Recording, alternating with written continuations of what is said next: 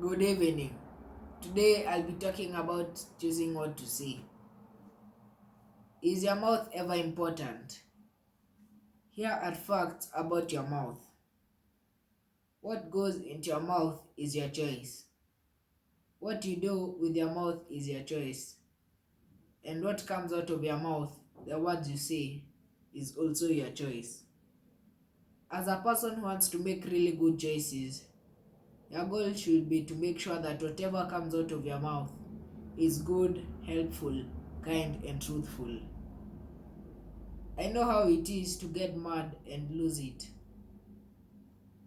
It takes absolutely no self control to spew out harsh words when you want to share exactly what you're feeling and thinking. But God has help for us. Let's look at God's word and find out what He says about your mouth and what you are to say and not to say. The first point is that make your words pleasing to God. David, a man after God's own heart, wrote these words in Psalms chapter 19, verse 14. May these words of my mouth and this meditation of my heart be pleasing in your sight, Lord, my rock and my redeemer. If you know what kind of words please God, then you can choose what you will and will not use your mouth to say.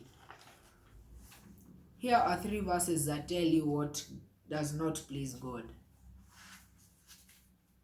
The first verse is Ephesians chapter 4, verse 31, and it says, "Get rid of all bitterness, rage, and anger, brawling, and slander." The second verse is Ephesians chapter 5, verse 4, and it says, "Nor should there be obscenity, foolish talk, or coarse joking, which are out of place."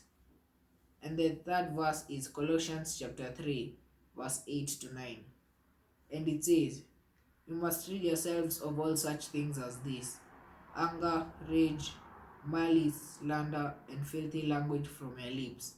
Do not lie to each other." Even when your emotions are running high, you still have a choice to choose about what you do and don't say. You can choose to say things that hurt others or, or that harm reputations of other people. It's possible you might choose to speak lies, but it's possible that you might choose to speak lies instead of the truth.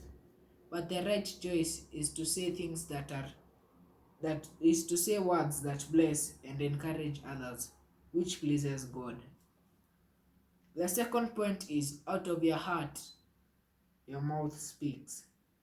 In Luke chapter 6, verse 45, here's what Jesus said about the mouth.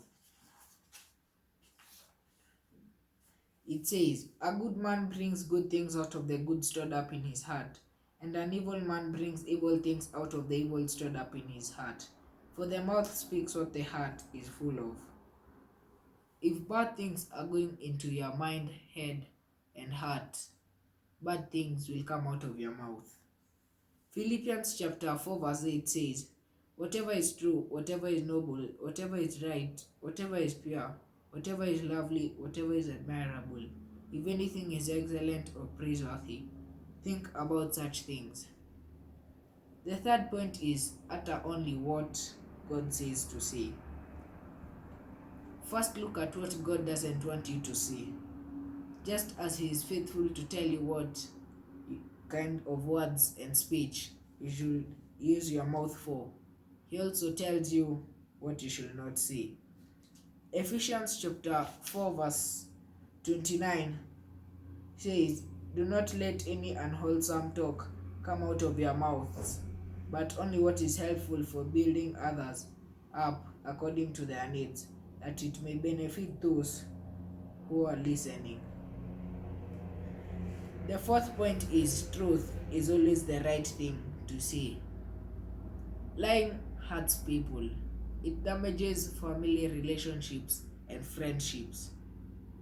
When you lie, it means you have something to hide, or you don't want other people to know about, or you have or something that you don't want other people to know about or find out. That's why telling a lie is like building a brick wall that pushes people further apart. They make it harder for you to share yourself openly for others. Ephesians chapter 4 verse 25 says, therefore putting away lying, let each one of you speak truth with his neighbor. The last point is hurting someone with your words is wrong. The hurtful words you speak can be destructive as fire. James chapter 3 verse 6 tells us, the tongue also is a fire, a world of evil among the parts of the body. It corrupts the whole body, sets the whole course of one's life on fire, and it is itself set on fire by hell. My name is Timothy Kamore. Thank you.